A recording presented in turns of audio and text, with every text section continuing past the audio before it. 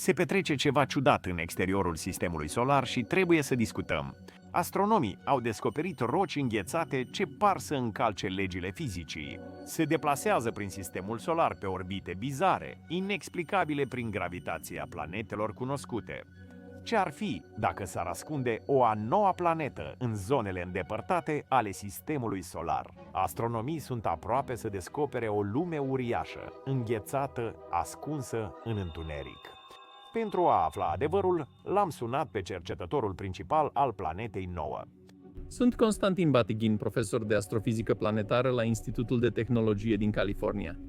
Și una dintre obsesiile mele din ultimul deceniu a fost căutarea planetei nouă. Cel mai nebun e că am ieșit de la interviu sigur că planeta nouă există și cred că o putem găsi mai repede decât crezi. De-a lungul istoriei am creat noi instrumente și metode pentru a explora cosmosul. De fiecare dată când a existat inovație, de obicei am descoperit câteva planete noi. Cele 5 planete strălucitoare, Mercur, Venus, Marte, Jupiter și Saturn, sunt cunoscute de mii de ani. La început se credea că sunt stele rătăcitoare, strălucitoare și mobile pe cer. De fapt, cuvântul planetă înseamnă rătăcitor în limba greacă. În 1781, după inventarea telescopului, s-a făcut o descoperire importantă. William Herschel a observat cu telescopul o stea slabă care se deplasa noapte de noapte. O nouă planetă, Uranus, dar inițial a fost numită de fapt George, în onoarea regelui George al III-lea. Și apoi căutarea pentru noi planete a stagnat. Timp de peste 60 de ani, astronomii au continuat să caute și nu au găsit nimic. Unii chiar credeau că am descoperit toate planetele din sistemul solar. Dar există o problemă. Uranus nu urma orbita prezisă. Se abătea de la traiectorie și nimeni nu știa de ce. Oamenii de știință au emis ipoteze despre motivul acestui fenomen și au sugerat că ar putea exista o planetă uriașă, încă nevăzută, care modifică orbita lui Uranus. Aceasta este una dintre cele mai mari realizări ale mecanicii cerești și, într-un fel, ale mijlocului anilor, 1800. Urban Le Verrier a descoperit că anomaliile orbitale ale planetei Uranus pot fi explicate doar dacă există o planetă suplimentară. Matematicianul Urbain Le Verrier a estimat dimensiunea și poziția acestei planete necunoscute. Au îndreptat telescoapele spre locul prezis și acolo era Neptun, la doar un grad distanță de poziția lui Le Verrier. Când acea planetă pe care a prezis-o a fost de fapt descoperită, dintr-o dată toată lumea a vrut să facă același lucru. Până în 1900, sistemul solar părea complet. Părea că există o oscilație în orbita lui Neptun, așa că astronomii au prezis că ar putea exista o altă planetă și mai departe. Folosind telescoape noi, au căutat din nou în regiunile îndepărtate ale sistemului solar și au descoperit planeta pitică Pluto, cumva din întâmplare. Pluto a fost a noua planetă a sistemului solar, dar în cele din urmă a întâmpinat controverse. Din anii 2000, telescoapele mari au descoperit sute de obiecte noi dincolo de Neptun. Aceste obiecte erau de diverse dimensiuni, unele chiar mai mari decât Pluto. Câmpul de roci înghețate este cunoscut ca centura Kuiper. Pluto a fost retrogradat la statutul de planetă pitică în 2006. Sistemul solar a avut din nou doar 8 planete și acolo suntem și astăzi. Dar se întâmplă ceva ciudat acolo, în centura Kuiper, ceva care sugerează existența unei a noua planete uriașe. Trebuie exista multe căutări pentru lucruri de genul acesta. Toate sunt greșite. În 2014, astronomii studiau centura Kuiper și au remarcat că cele mai îndepărtate obiecte erau ciudat grupate. Toate erau orientate în aceeași direcție, parcă erau atrase acolo de ceva. Un astfel de aliniament este foarte puțin probabil să apară întâmplător. Se pare că toate se învârt în aceeași direcție, toate sunt înclinate la un unghi comun. Și eu zic, tot ce se întâmplă aici este o aliniere orbitală. Am avut primul indiciu că se întâmplă ceva ciudat. 2 ani mai târziu, Constantin Batighin și Mike Brown, astronomi la Caltech, au preluat această idee și au mers mai departe cu ea. Au realizat simulări pentru a descoperi ce ar putea explica astfel de orbite ciudate. Soluția lor? O planetă uriașă, extrem de îndepărtată, pe o orbită excentrică și inclinată. Au descoperit că planeta determină gruparea obiectelor pe partea opusă Soarelui față de ea. Aceasta menține obiectele departe de planetă, făcând alinierea stabilă miliarde de ani. Simularea a prezis această orbită masivă la circa 400 de ori mai departe decât Pământul, la cel mai îndepărtat punct. Ar dura între 10 și 15.000 de ani ca planetele să finalizeze o orbită completă în jurul Soarelui. Orbita ar fi și înclinată față de celelalte planete din sistemul solar. Planeta ar avea o masă de 6 ori mai mare decât Pământul, fiind considerată superpământ sau mini-Neptun. Ar fi probabil de 2-3 ori mai mare decât planeta noastră și cel mai probabil o lume stâncoasă și rece. Uimitor, pe măsură ce am aflat mai multe despre exoplanetele din Calea Lactee, se pare că această dimensiune de planetă este cea mai comună din univers. Dar nu avem una în sistemul nostru solar. Asta, desigur, dacă planeta nouă nu se ascunde cu adevărat acolo undeva. Dovezile pentru planeta nouă nu se rezumă la obiectele grupate din centura Kuiper. Există și obiecte detașate, aflate mai departe, cu un comportament foarte ciudat. În exteriorul sistemului solar, Neptun acționează ca un paznic. Orice obiecte mici care se apropie de el sunt aruncate în centura Kuiper. Sedna este o planetă pitică cu o orbită foarte îndepărtată.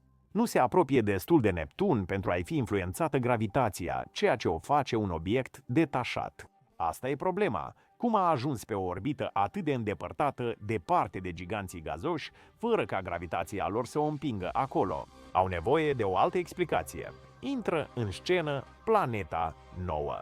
De-a lungul a milioane de ani, planeta nouă ar împinge treptat aceste obiecte îndepărtate, îndepărtându-le de giganții gazoși și de influența lui Neptun. Nu este vorba doar de Sedna. Sunt 4 astfel de obiecte confirmate, iar mișcarea lor e explicată perfect de prezența planetei nouă. Gravitația planetei nouă nu doar grupează și atașează aceste obiecte, ci le poate și agita în diverse moduri. Un număr neobișnuit de obiecte orbitează Soarele pe traiectorii foarte înclinate față de restul sistemului solar. Și chiar obiecte care orbitează în direcția greșită, deplasându-se înapoi în jurul Soarelui. Înainte de planeta nouă, nu exista nicio explicație reală pentru modul în care aceste obiecte au ajuns să orbiteze astfel.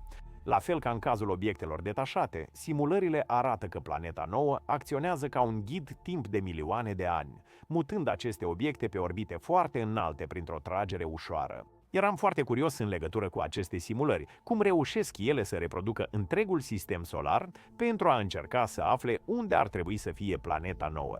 Construiesc o simulare a sistemului solar, cu și fără planeta nouă, pe care o rulez miliarde de ani pentru a observa diferențele. Când adaugi planeta nouă, corpurile mici de la marginea sistemului solar nu mai par aleatorii, ci ordonate, chiar în modurile pe care ți le-am arătat până acum. Acestea sunt modele distincte, amprente lăsate de planeta nouă asupra sistemului solar exterior.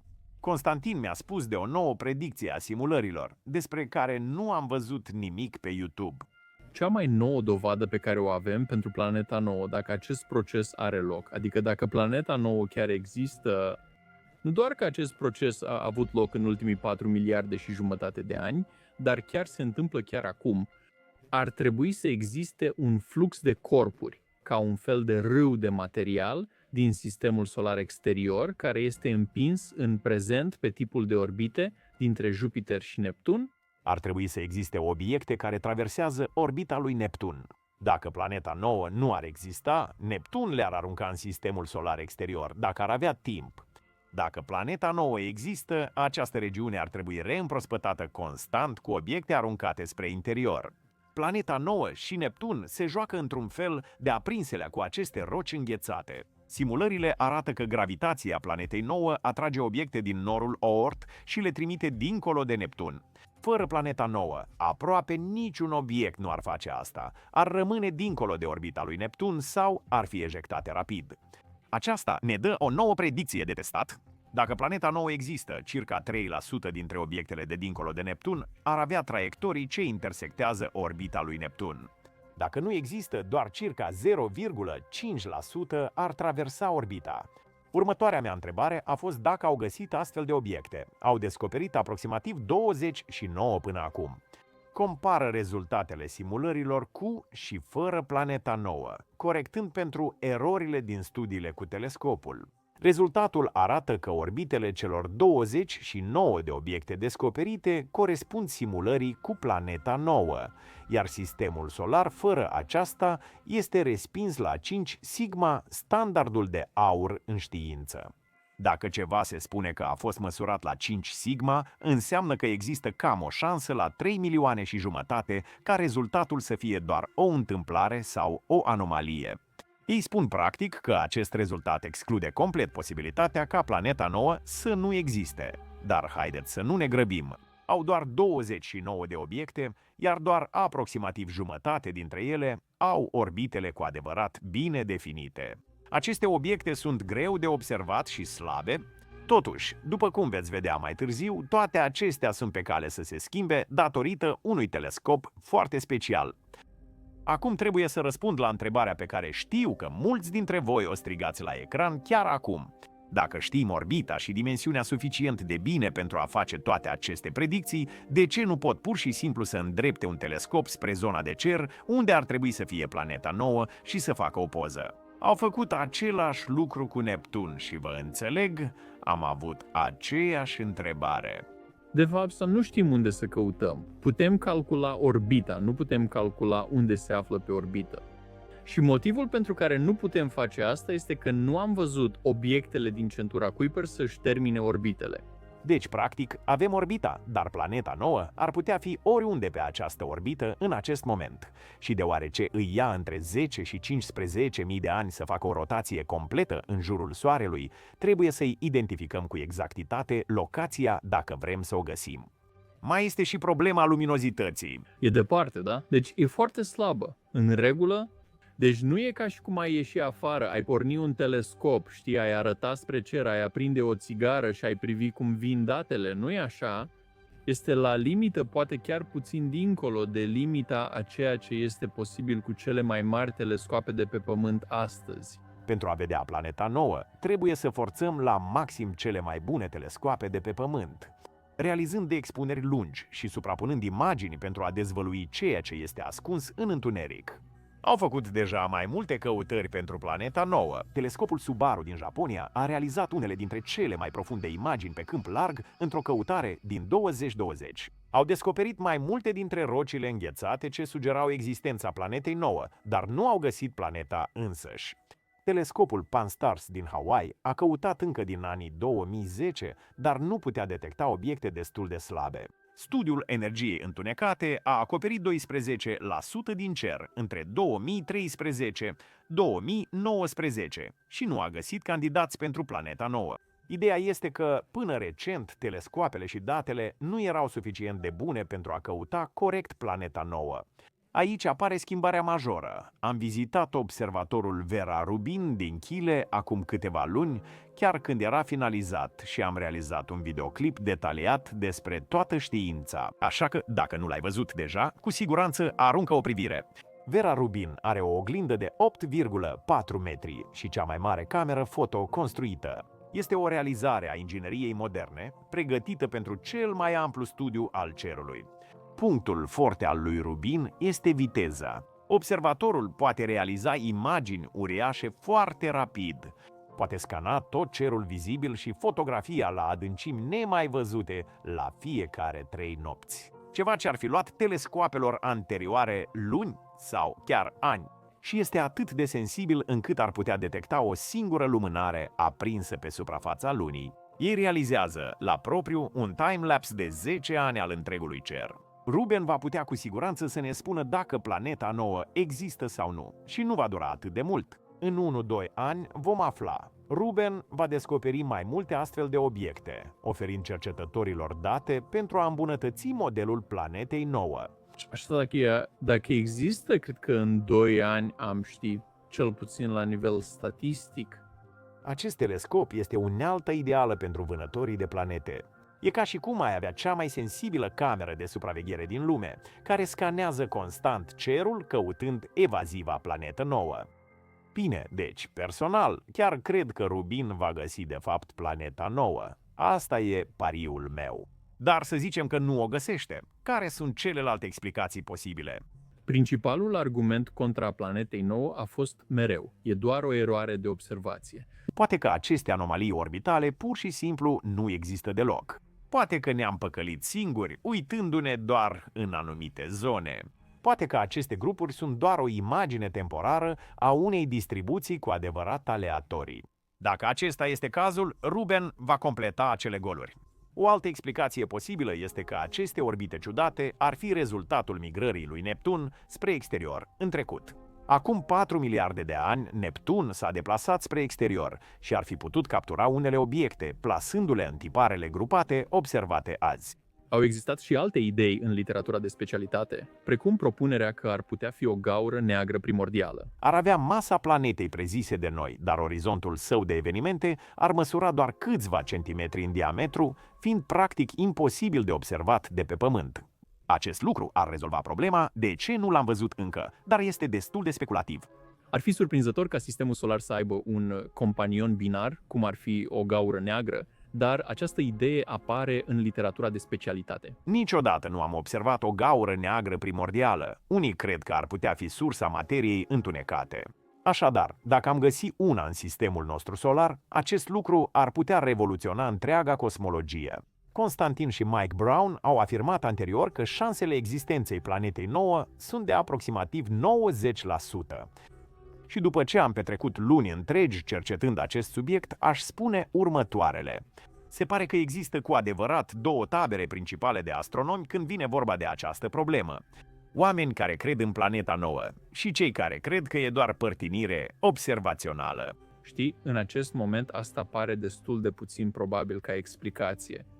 Dacă crezi în date, atunci practic planeta nouă este concluzia firească. Și indiferent de tabăra în care ești, Vera Rubin va dezvălui adevărul și o va face în curând.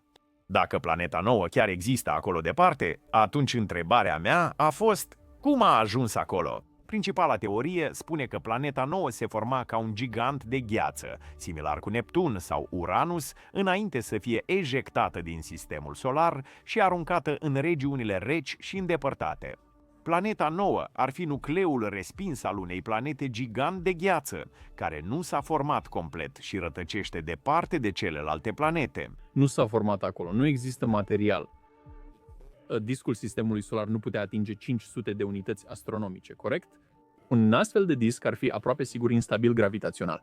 Dacă nu a fost ejectată, singura posibilitate reală e că este o planetă rătăcitoare capturată de la o altă stea, furată în timpul unei treceri apropiate.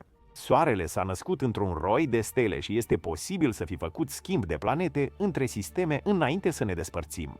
Acum, bineînțeles, ultima întrebare pe care trebuia să o pun era: dacă găsim planeta nouă, cum ar trebui să o numim? Toate planetele poartă nume din mitologia greacă sau romană, așa că Uniunea Astronomică Internațională și descoperitorii vor decide numele final. Unele opțiuni care nu sunt luate sunt Persefona, Minerva, Oceanus sau chiar Vulcan. Sincer, îmi place ideea lui Constantin. Ei bine, cred că asta a fost clarificat. De petiția Change.org către, știi tu, eu și AAS. Și cred că și Mike este acolo, ca să-i dea numele David Bowie. Trebuie să fie David Bowie. Pentru că, gândește-te, am epuizat toți zeii și zeițele greco-romane, nu? Nu a mai rămas niciunul bun. Gen, poate că semizeul șireturilor dezlegate mai există și nu are un nume, nu are un asteroid, dar toți cei buni sunt deja luați. Acum, nu mai există altă opțiune. Fie că e Bowie sau Persefona, cred că vom găsi planeta nouă în următorii câțiva ani și sperăm odată pentru totdeauna să ne fi completat familia sistemului solar.